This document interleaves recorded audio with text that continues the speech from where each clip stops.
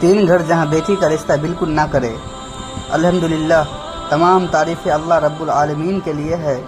درود و سلام ہو ہمارے نبی محمد صلی اللہ علیہ وسلم اور ان کی آل اور صحابہ پر۔ میرے عزیز بھائیوں اور بہنوں، آج کا ہمارا موضوع ہے بیٹی کا رشتہ کہاں کرنا چاہیے اور کہاں نہیں کرنا چاہیے۔ بیٹی اللہ تعالیٰ کی عظیم نعمت ہے، وہ ہمارے لیے رحمت اور جنت کا سبب ہے، لیکن اگر ان کی شادی غلط جگہ کر دی جائے تو یہ رحمت غم اور افسوس میں بدل سکتی ہے۔ قرآن سے ہدایت۔ اللہ تعالیٰ نے قرآن میں فرمایا، اپنے اولاد اور نیک بندوں کا نکاح کر دو۔ اس آیت سے ہمیں معلوم ہوتا ہے، نمبر 1، نکاح اللہ کا حکم ہے۔ نمبر 2، اس میں صالح اور نیک انسان تلاش کرنا ضروری ہے۔ نمبر 3، نکاح کو آسان بنانا چاہیے، مشکل نہیں۔ حدیث سے رہنمائی۔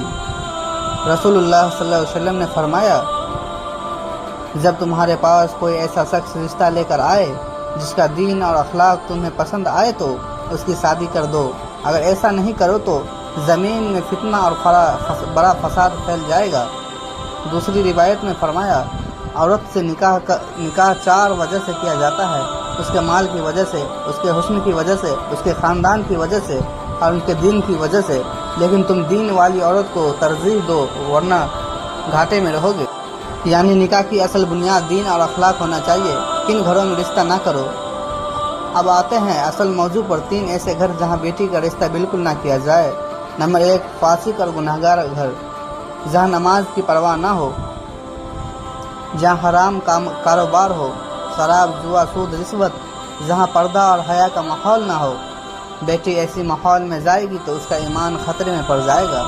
نمبر 2، ظالم اور جھگڑالو گھر، جہاں مرد اور عورتوں میں اکثر جھگڑے ہوتے ہو، جہاں عورتوں کی عزت نہ کی جاتی ہو، جہاں غصہ، ظلم اور تشدد عام ہو۔ ایسے گھر میں بیٹی کی پوری عمر درد اور مایوسی میں گزر جائے گی۔ نمبر 3، دنیا دار اور لالچی گھر، جہاں دہیج اور مال کو اہمیت دی جائے، جہاں شہرت اور دولت کو دین پر ترجیح دی جائے، جہاں انسانیت اور اخلاق کی کوئی قدر نہ ہو۔ ایسے گھر میں بیٹی کا چین اور سکون چھن جائے گا۔ بیٹیوں کا حق۔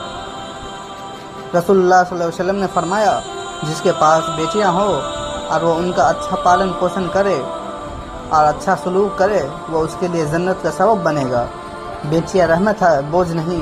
ان کی شادی صحیح جگہ کرنا والدین کی بڑی ذمہ داری ہے۔ اسلام نے بھی دہیج کو نکاح کی شرط نہیں بنایا۔ نکاح کے صحیح اصول۔ نمبر 1، دین دیکھو، لڑکا نماز اور دیندار ہے یا نہیں۔ نمبر 2، اخلاق دیکھو، اس کا برتاؤ کیسا ہے۔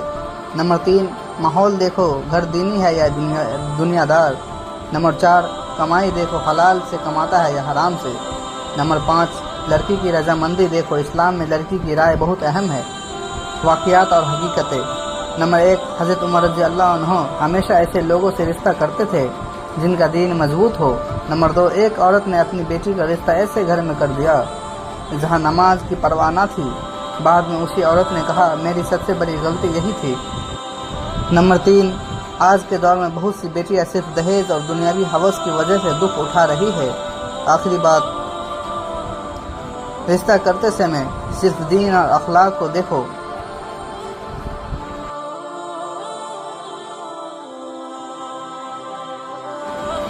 کبھی بھی بیٹی کا رشتہ فاسق، ظالم اور دنیا دار گھروں میں نہ کرو۔